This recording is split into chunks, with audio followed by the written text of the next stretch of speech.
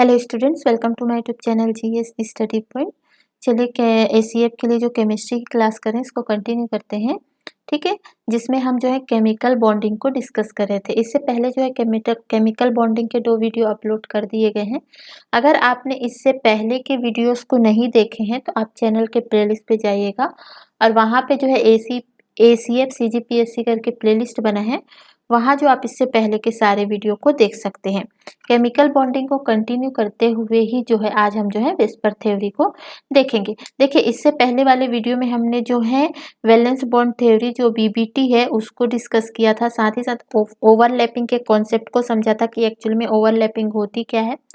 उसके बाद हमने जो है देखा था कि सिग्मा और पाई बॉन्ड को डिस्कस किया था थोड़ा, और हाइब्रिडाइजेशन को डिस्कस किया था। और आज हम जो है उसी को आगे करते हुए जो है विस्पर थ्योरी को देखेंगे। देखिए, इन चीज़ों को आपको इनके कॉन्सेप्ट को समझना बहुत ज़रूरी है आपको केमिस्ट्री को अपना स्ट्रॉन्ग करने के लिए। ठीक है, अगर आप पहले ही जो है केमिकल बॉन्डिंग को समझ जाते हैं और साथ ही साथ जो बेसिक चीज़ें होती है ऑर्गेनिक केमिस्ट्री की उसको अगर समझ जाएंगे तो सारी केमिस्ट्री आपके लिए बिल्कुल आसान हो जाएगी। ठीक है, तो इसी को चलिए आज हम जो है विस्पर थ्योरी को देख लेते हैं। तो देखिए, विस्पर थ्योरी होती क्या है, एक तरह से ये जो है इलेक्ट्रॉन पेयर में जो रिपल्सन होता है उसके लिए जो है ये थ्योरी दी गई थी। तो यहाँ पे हम इसका फुल फॉर्म होता है कि valence shell electron repulsion theory, या हिंदी में आप इसको कहते हैं संयोजी कोष इलेक्ट्रॉन युग्म प्रतिकर्षण सिद्धांत। ठीक है, सबसे पहले इसको जानने से पहले ध्यान रखिएगा, इसको दिया कौन था, एक जीके के लिए सिडविक और पावेल है। इन्होंने इसको जो है 1940 में इस थ्योरी को दिया था। आगे कुछ इसमें चेंजेस करके, कुछ सुधार करके फिर से इस थ्योरी को दिया था गिलेस्पिक और नायलोम ने। ठीक है, 1957 में। अब ये थ्योरी है क्या, तो देखिए, जो इलेक्ट्रॉन पेयर होते हैं वैलेंस सेल्स में, अब वैलेंस सेल में वैलेंस सेल क्या है, इलेक्ट्रॉन पेयर क्या है, इस बारे में हमने पहले ही डिस्कशन कर लिया है। ठीक है, तो आप पहले की वीडियो को देख लीजिएगा। तो देखिए, जो वैलेंस सेल्स में जो इलेक्ट्रॉन पेयर होते हैं, ठीक है, उन जो मॉलिक्यूल के वैलेंस सेल्स में इलेक्ट्रॉन पेयर होते हैं वो जो है उनमें जो है रिपल्सन होता है। रिपल्सन का मतलब वो जो है एक दूसरे से क्या होते हैं, दूर जाते हैं। ये जो है इस थ्योरी का पहला कॉन्सेप्ट था कि अगर मॉलिक्यूल के जो वैलेंस सेल्स है उसमें अगर इलेक्ट्रॉन पेयर है तो वो जो है एक दूसरे को क्या करेंगे, रिपल करेंगे, मतलब प्रतिकर्षण करेंगे, एक दूसरे से दूर जाएंगे। दूसरी चीज इसमें क्या बोली गई कि मॉलिक्यूल जो इस तरह से रिपल्सन के टाइम पे जो मॉलिक्यूल होता है वो जो है उसकी जो ज्योमेट्री होती है वो 3D शेप में होती है। आगे हम जो है इन चीजों को एग्जाम्पल से समझेंगे भी। ठीक है, तो इन मॉलिक्यूल की जो ज्योमेट्री होगी, ठीक है, जो ज्यामिति होगी वो क्या होगी, 3D शेप में होगी। ठीक है, मतलब त्रिविमीय इसकी संरचना, त्रिविमीय संरचना होगी। तीसरी चीज याद रखिएगा, रिपल्सन जो है किस तरह से किसमें ज्यादा होगा, कम होगा। तो रिपल्सन जब इलेक्ट्रॉन पेयर के बीच होता है तो अगर वो इलेक्ट्रॉन पेयर दोनों लोन पेयर है, ठीक है, अगर लोन पेयर है तो इनमें जो है रिपल्सन जो है ज्यादा होगा। ठीक है, रिपल्सन क्या होगा, ज्यादा होगा। अगर लोन पेयर और बॉन्ड पेयर है, ठीक है, अगर लोन पेयर भी है और बॉन्ड पेयर भी है तो इसके कंपेयर में जो है इसमें जो है रिपल्सन जो है कम होगा। और उसके बाद सबसे कम किस में रिपल्सन होगा कि अगर बॉन्ड पेयर है, ठीक है, तो उसमें जो है रिपल्सन जो है बहुत कम होगा। ठीक है, इस चीज को आपको ध्यान रखना है। अगर रिपल्सन, ठीक है, बॉन्ड पेयर मतलब सेम पेयर वाले में होते हैं, जैसे कि बॉन्ड पेयर है, लोन पेयर है, ठीक है, अगर इनमें रिपल्सन होता है तो उसकी जो स्ट्रक्चर होती है, जो उसकी संरचना होती है, शेप है, एनर्जी है, बॉन्ड एंगल है, उनमें कोई भी किसी भी तरीके से जो है चेंजेस नहीं होते हैं। लेकिन अगर अपोजिट, अगर उस मॉलिक्यूल में जो है लोन पेयर है और बॉन्ड पेयर है, ठीक है, और इनमें अगर रिपल्सन हो रहा है तो उनके जो बॉन्ड एंगल होते हैं, ठीक है, उसमें जो है चेंज होगा। क्या होगा, उसमें चेंज होगा। क्लियर है। अब यहाँ पे जो है हम इन चीज़ों को जो हमने अभी पढ़ा उसको हम एग्जाम्पल से देख लेते हैं। ठीक है, तो आपको जो है इस चीज़ को याद ध्यान रखना है। ठीक है, इसको जो है आपको ध्यान रखना है, इसको ध्यान रखना है। एमसीक्यू में भी आपके क्वेश्चन पूछे जा सकते हैं। देखिए यहाँ पे स्ट्रक्चर है, मैंने एक चार्ट में जो है 3 आपको मॉलिक्यूल लेकर यहाँ पे मैं समझाने की कोशिश कर रही हूँ। यहाँ स्ट्रक्चर है, ठीक है, कि कौन कौन से हमने मॉलिक्यूल लिए हैं, और यहाँ पे है हाइब्रिडाइजेशन की कौन सा हाइब्रिडाइजेशन होता है, किस तरह से हाइब्रिडाइजेशन निकालते हैं, हमने पिछले वीडियो में देख लिया था। ठीक है, और यहाँ पे है ये स्ट्रक्चर। अब देखिए यहाँ इसमें भी मेथेन में भी जो है हाइब्रिडाइजेशन sp3 है, अमोनिया में भी sp3 है, और वाटर में भी हाइब्रिडाइजेशन sp3 है। लेकिन इनके जो इलेक्ट्रॉन है, ठीक है, लो बॉन्ड पेयर है, लोन पेयर है, ठीक है, तो इनके बॉन्ड एंगल है, इनमें जो है चेंजेस है। यहाँ पे देखिए इसका जब हम स्ट्रक्चर बनाते हैं तो वो जो है इस तरह से टेट्राहेड्रल स्ट्रक्चर बनता है। ये सी हो गया, ठीक है, और इसमें जो है देखिए सब में जो है क्या है, बॉन्ड पेयर बन रहा है। ठीक है, सारा जो है क्या है, बॉन्ड पेयर बन रहा है। यहाँ कहीं भी जो है लोन पेयर नहीं है। तो यहाँ सब जो है ये भी बॉन्ड पेयर है, ये भी बॉन्ड पेयर है। क्यों? क्योंकि यहाँ पे बॉन्ड बन रहे हैं। ठीक है, तो बॉन्ड पेयर क्या होता है हमने पिछली वीडियो में देखा था। तो यहाँ पे देखिए बॉन्ड पेयर है, तो यहाँ पे रिपल्सन जो है वो क्या होगा, सबसे कम होगा। ठीक है, यहाँ पे रिपल्सन कम होगा और बॉन्ड एंगल जो है ज्यादा बनेगा। क्लियर है?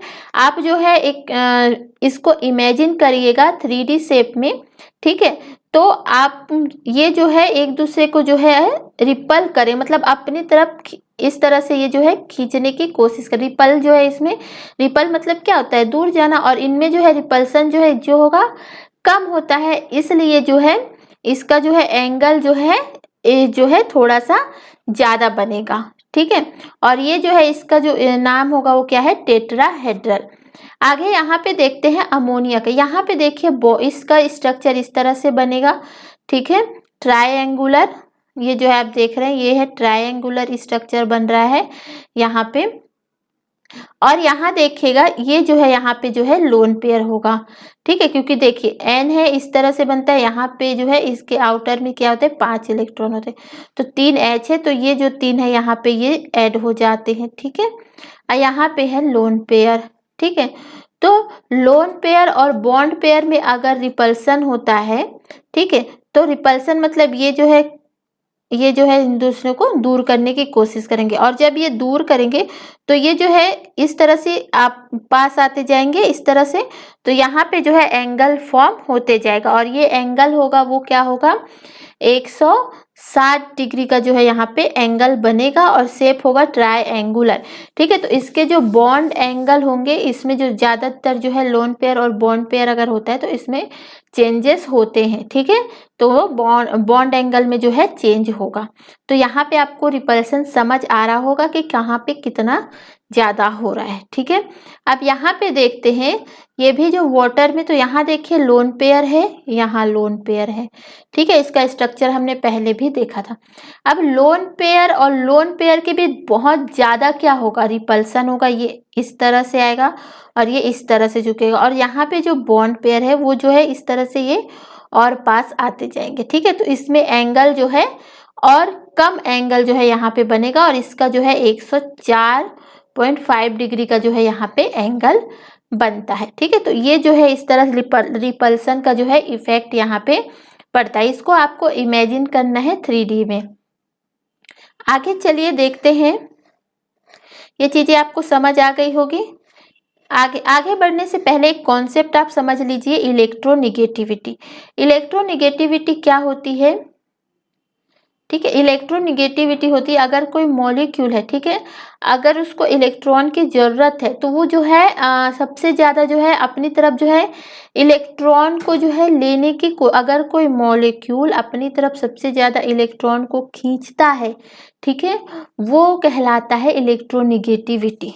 ठीक है, मतलब इलेक्ट्रोनेगेटिविटी किसी एटम या मॉलिक्यूल के इलेक्ट्रॉन को अपनी तरफ आकर्षित करने की जो क्षमता होती है वही हो कहलाता है क्या, इलेक्ट्रोनेगेटिविटी। अब यहाँ पे हम एक पीरियोडिक टेबल पे समझते हैं कि अगर हम पीरियोडिक टेबल में यहाँ से इस तरफ अगर हम जाते हैं, ठीक है, तो इलेक्ट्रोनेगेटिविटी क्या होती है, इंक्रीज होती है।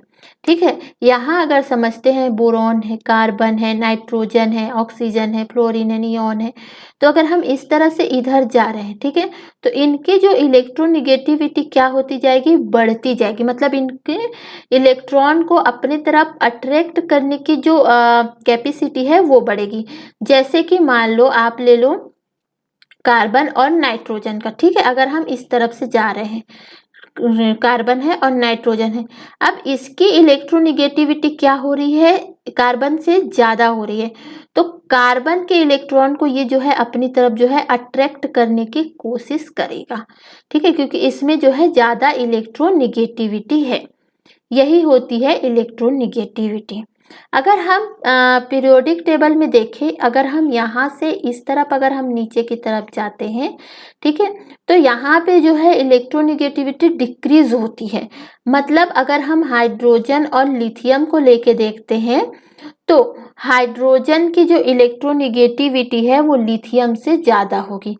अगर यहाँ पे हाइड्रोजन है, यहाँ पे लिथियम है, ठीक है, तो हाइड्रोजन जो है इसके इलेक्ट्रॉन को अपनी तरफ खींचने की कोशिश करेगा।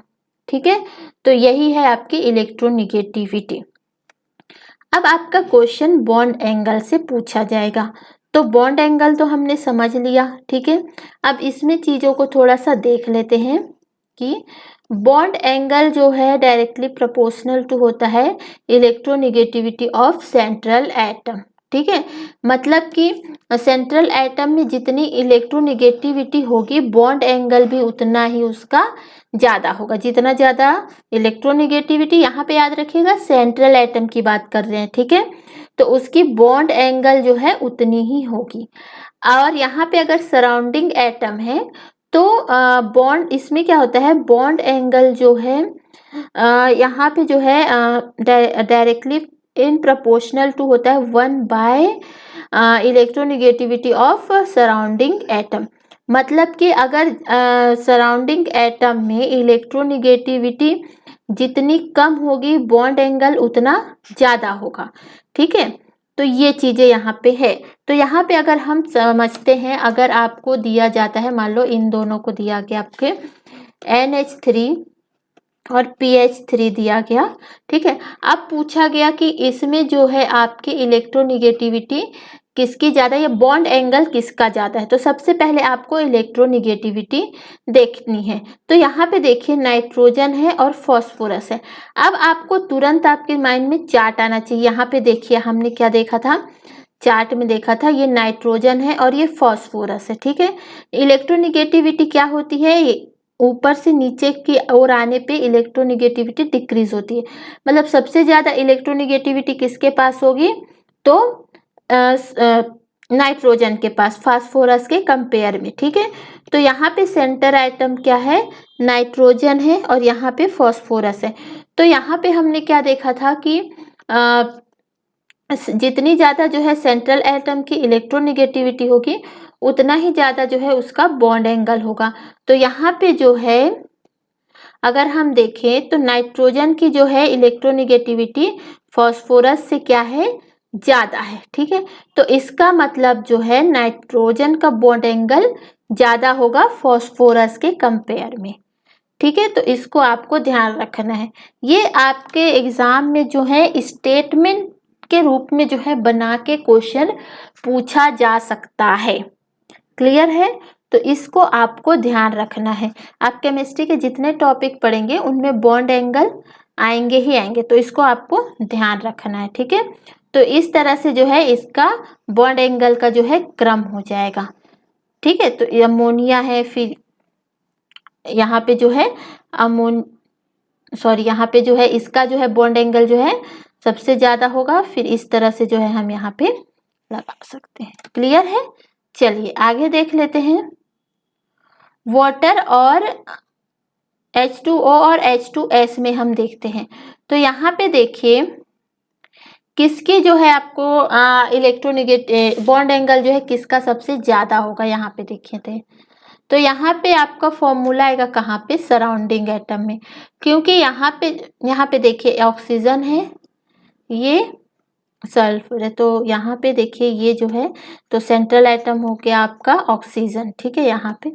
अब यहाँ पे आप देखिए कि इसकी निगेटिविटी और इसकी निगेटिविटी में किसकी इलेक्ट्रोनिगेटिविटी सबसे ज्यादा है, तो ऑक्सीजन की है। आपको तुरंत जो है पीरियोडिक टेबल में ध्यान आना चाहिए, तो इसकी जो है बॉन्ड एंगल सबसे ज्यादा होगा, ठीक है।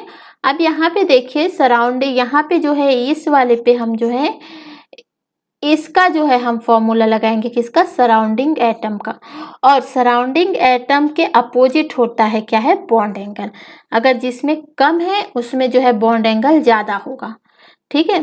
तो यहाँ पे देखिए इलेक्ट्रोनेगेटिविटी जो है इसकी जो है ज्यादा है, फिर इसकी, ठीक है। तो उस हिसाब से जो है यहाँ पे बॉन्ड एंगल इस क्रम में आएंगे, ठीक है। आपको इस दो चीजों को आपको अपने माइंड में रखना है इलेक्ट्रोनेगेटिविटी के बॉन्ड एंगल के क्रम में, ठीक है।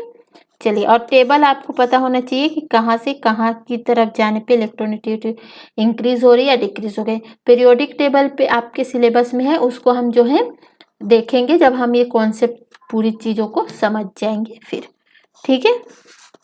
चलिए आगे देख लेते हैं। देखिए हाइब्रिडाइजेशन के कुछ रूल को समझ लेते हैं। तो देखिए वैलेंस सेल में जैसे कि जो सेम एनर्जी वाले ऑर्बिटल होते हैं, ठीक है, उनके बीच ही जो है हाइब्रिडाइजेशन होता है, ठीक है। तो वैलेंस सेल में सेम एनर्जी वाले ऑर्बिटल के बीच ही जो है क्या होगा, हाइब्रिडाइजेशन होगा, ठीक है। और जो ऑर्बिटल जो है हाइब्रिडाइजेशन में भाग लेते हैं, ठीक है, और जो ऑर्बिटल जो है हाइब्रिडाइजेशन में भाग लेते हैं, जो हाइब्रिड ऑर्बिटल बनाते हैं, उनका जो है जो हाइब्रिड ऑर्बिटल जो बना हुआ है उसका जो है साइज, शेप और एनर्जी जो है क्या होगी, सेम होगी, ठीक है।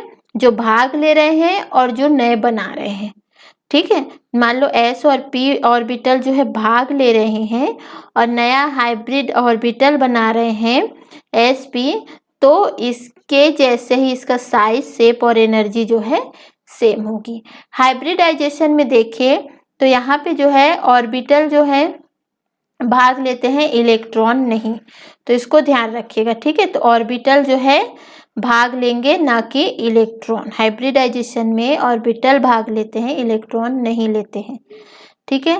परसेंटेज कैरेक्टर देख लेते हैं, क्वेश्चन पूछे जाते हैं। तो देखिए मान लो आपको हाइब्रिड ऑर्बिटल दिया हुआ है sp3, ठीक है। अब बोला गया है कि इसमें आपको बताना है कि s का जो है कितना परसेंट मतलब यहाँ पे है। तो देखिए S के एक ऑर्बिटल भाग ले रहे हैं और P के 3, तो टोटल कितने हो गए, 4, ठीक है। आपने परसेंट वाला फॉर्मूला पढ़ा होगा मैथ में कि परसेंट किस तरह से निकालते हैं। अगर किसी एक का निकालना हो तो परसेंट निकालते हैं, तो इसका फॉर्मूला ये होता है, ठीक है, x into 100 divided by total. तो अगर हमें S का निकालना है तो S यहाँ पे x है, ठीक है।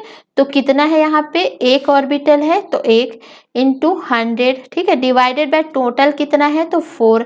अगर हम इसको सॉल्व करेंगे तो परसेंट कितना आएगा, 25%। इसी तरह आपको इसमें पूछा गया कि p ऑर्बिटल जो है कितने भाग ले, मतलब कितना परसेंट है, तो आपको इस तरह से बताना है कि ये 75% है, इस तरह से ही आपको निकालना है। तो परसेंट के लिए आप जो है जो आप नॉर्मल जो मैथ में जो आप परसेंटेज के फॉर्मूला याद रखते हैं वही चीजें आपको यहाँ पे काम आएगी, ठीक है। अब एक इम्पॉर्टेंट चीज और कर लेते हैं, वो है पोलर और नॉन पोलर कोवेलेंट बॉन्ड, ठीक है। पोलर और नॉन पोलर कोवेलेंट बॉन्ड क्या होता है, इसको भी समझते हैं। हमने इलेक्ट्रोनिगेटिविटी देखा कि इलेक्ट्रोनिगेटिविटी क्या होता है। अगर मान लो X की इलेक्ट्रोनिगेटिविटी जो है कम है Y से, ठीक है, मतलब Y की इलेक्ट्रोनिगेटिविटी क्या है, ज्यादा है, तो y जो है x को जो है अपनी तरफ क्या करेगा, अट्रैक्ट करेगा, और जो इलेक्ट्रॉन अपनी तरफ लेता है तो इसको हमने पहले ही दिखा था, उसमें जो है माइनस चार्ज आता है, उसको हम जो है इस तरह से जो है शो करते हैं, ठीक है, प्लस और इस तरह से माइनस। तो जो अपनी तरफ इलेक्ट्रॉन को लेगा, मतलब जो इलेक्ट्रॉन को एक्सेप्ट कर रहा है, उसके ऊपर क्या आता है, माइनस चार्ज, और जो जो होता है इलेक्ट्रॉन को दे रहा है, ठीक है, जो अपना खो रहा है इलेक्ट्रॉन, उस पर जो है प्लस चार्ज आता है। तो अगर इलेक्ट्रोनेगेटिव वाली कंडीशन है तो ये जो है आपके पोलर मॉलिक्यूल होंगे, ठीक है। अब यहाँ पे देखते हैं, अगर सेम सेम है, ठीक है, मान लो H है और H है, ठीक है, तो ये दोनों की तो इलेक्ट्रोनेगेटिविटी सेम है, ठीक है, तो ये जो है बराबर ही रहेंगे, तो इसको जो है कहा जाता है नॉन पोलर कोवेलेंट बॉन्ड, ठीक है। तो ये पोलर कोवेलेंट बॉन्ड है और ये जो है नॉन पोलर कोवेलेंट बॉन्ड। तो इलेक्ट्रोनेगेटिविटी आपने समझ लिया था कि कहाँ से बढ़ता है, कहाँ से कम होता है, ठीक है। यहाँ पे हम एग्जाम्पल देख लेते हैं। अभी मैंने आपको हाइड्रोजन का बताया, तो यहाँ पे देखिए, इसको हम शो करते हैं म्यू से, ठीक है, जिसको डाइपोल मोमेंट कहते हैं। बस यहाँ पे इतनी चीजें याद रखिएगा। अगर नॉन पोलर है तो म्यू जो है वो क्या होगा, इक्वल होगा 0 के, ठीक है। और मतलब 0, यहाँ पे कोई भी मतलब पोलरिटी नहीं शो हो रही है, क्योंकि ये दोनों क्या बराबर ही है। अगर HCl है, ठीक है, अब Cl क्लोरीन की जो इलेक्ट्रोनेगेटिविटी है हाइड्रोजन से ज़्यादा है, तो इसका कोई ना कोई वैल्यू जो है आएगा, तो इसलिए हम इसको mu is not equal to 0, इस तरह से जो है हम इसको शो करते हैं। अगर ऑर्डर ऑफ म्यू जो है याद रख लीजिए, डाइपोल मोमेंट आपके उसमें पूछा जा सकता है MCQ में, तो आप इसको नॉर्मल से याद रखिएगा इलेक्ट्रोनेगेटिविटी, तो चीज़ें आपको आसानी से याद हो जाएगी, ठीक है। तो फ्लोरीन होता है, फिर क्लोरीन, फिर ब्रोमीन, फिर आयोडीन। अब यहाँ पे देख लेते हैं, अगर मल्टी एटॉमिक मॉलिक्यूल दिए गए हैं, एक से अधिक एटॉमिक मॉलिक्यूल, तो उसके लिए क्या करेंगे, ठीक है। तो देखिए, मान लो यहाँ पे ये है BeCl2, ठीक है, तो Be से जो है Cl की इलेक्ट्रोनेगेटिविटी ज़्यादा है, तो ये जो है अपनी तरफ इसको अट्रैक्ट करेगा, ये अपनी तरफ अट्रैक्ट करेगा, इसके अट्रैक्ट करने से यहाँ पे प्लस होगा, इसके अट्रैक्ट करने से फिर प्लस, तो ये जो है न्यूट्रल हो जाएगा, ठीक है। तो इसमें म्यू इक्वल 0 आएगा। यही चीज़ यहाँ पे है, यहाँ पे कोई फर्क नहीं पड़ेगा, ये जो है दे रहा है, यहाँ से दे रहा है, फिर ये अपनी तरफ इधर से खींच रहा है, तो यहाँ भी चीज़ें न्यूट्रल होगी, ठीक है। तो यहाँ भी म्यू इक्वल जो है 0 ही होगा। क्लियर है। यहाँ पे जो है देखिएगा कि अमोनिया की जहाँ पे सॉरी, यहाँ पे देखिए नाइट्रोजन है, हाइड्रोजन है, ठीक है, तो हाइड्रोजन के कंपेयर में नाइट्रोजन की इलेक्ट्रोनेगेटिविटी ज़्यादा, तो ये जो है अपनी तरफ जो है अट्रैक्ट करेगा सारे को। अब यहाँ पे जो है आ जाएगा प्लस प्लस प्लस और यहाँ पे माइनस, तो इस तरह से जो है यहाँ पे म्यू इक्वल नॉट 0, ठीक है।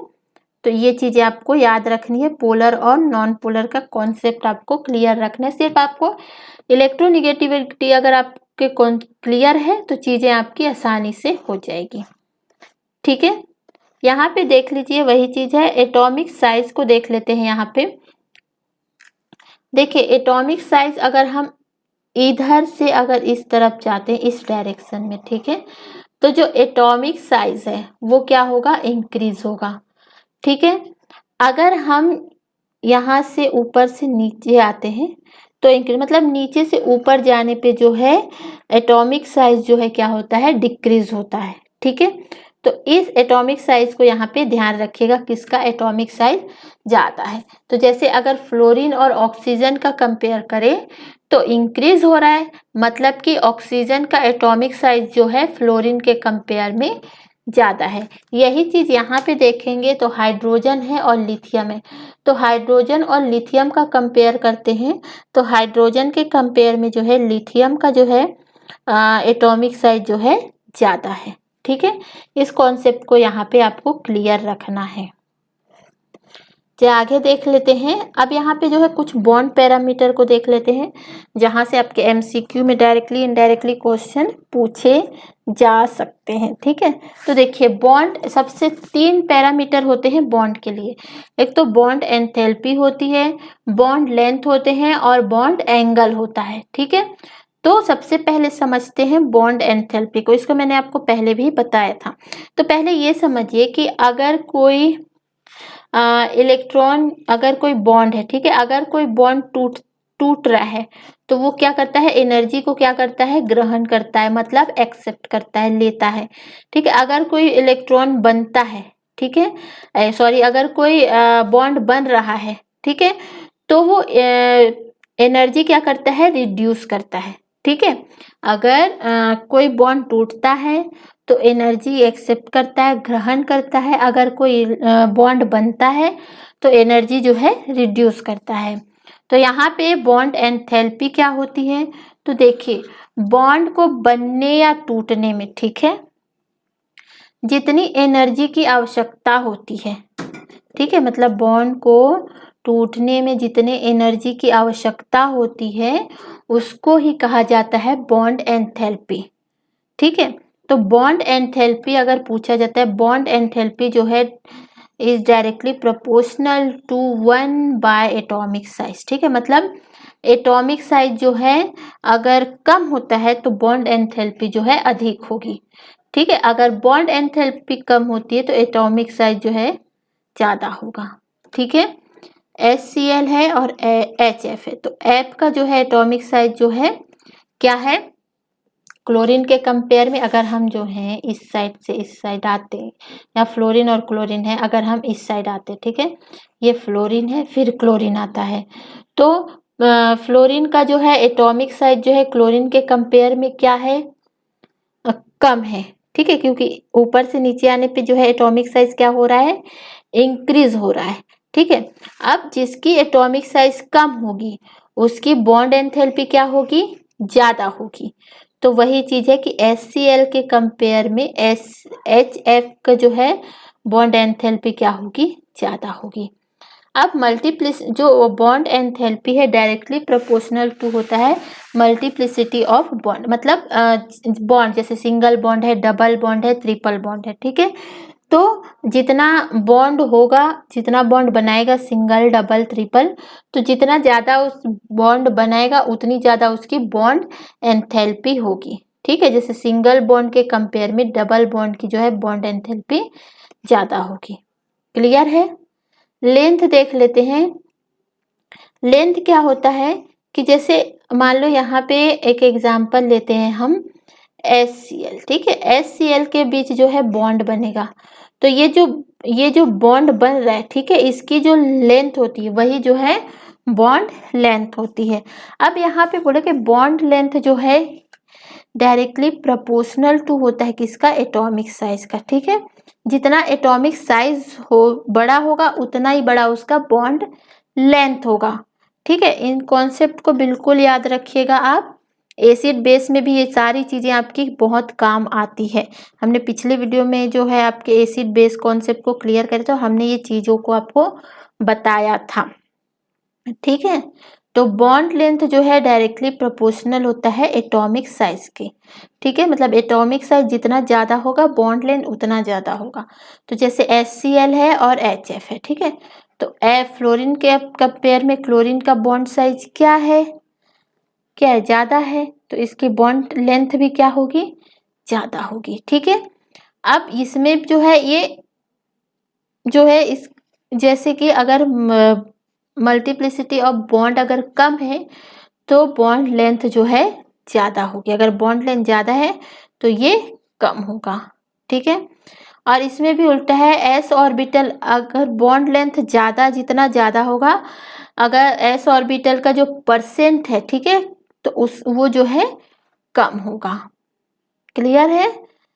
आगे देख लेते हैं, बॉन्ड एंगल देख लेते हैं। जो बॉन्ड एंगल अब हमें अभी देखा था कि जो बॉन्ड एंगल इस तरह से जो बने हुए थे, जैसे यहाँ पे हमने देखा था 190, जैसे कार मीथेन का हमने देखा था, तो ठीक है, तो बॉन्ड एंगल जो है यही होता है। तो इसमें क्या होता है कि बॉन्ड एंगल जो है directly proportional to, inversely proportional to है किसके, 1 by atomic size of central atom के। ठीक है, सेंट्रल एटम का जो है एटॉमिक साइज जितना ज़्यादा होगा उतना कम जो है बॉन्ड एंगल होगा, और बॉन्ड एंगल अगर ज़्यादा है तो एटॉमिक साइज जो है कम होगा। ठीक है, और बॉन्ड एंगल जितना होगा उतना जो है किस पे डिपेंड करेगा, electronegativity of central atom. Central atom की इलेक्ट्रोनिगेटिविटी जितनी ज़्यादा होगी बॉन्ड एंगल जो है उतना ज़्यादा बनेगा। ठीक है, तो ये कॉन्सेप्ट को आपको समझ के रखना है। नेक्स्ट वीडियो में हम जो है हाइड्रोजन एटम को, हाइड्रोजन बॉन्ड को जो है डिस्कस करेंगे। ठीक है, जो आपके एग्जाम के लिए बहुत ही इम्पोर्टेंट है। तो वीडियो यहीं ख़त्म करते हैं। वीडियो पसंद आए तो वीडियो को लाइक ज़रूर कीजिएगा। Thank you for watching.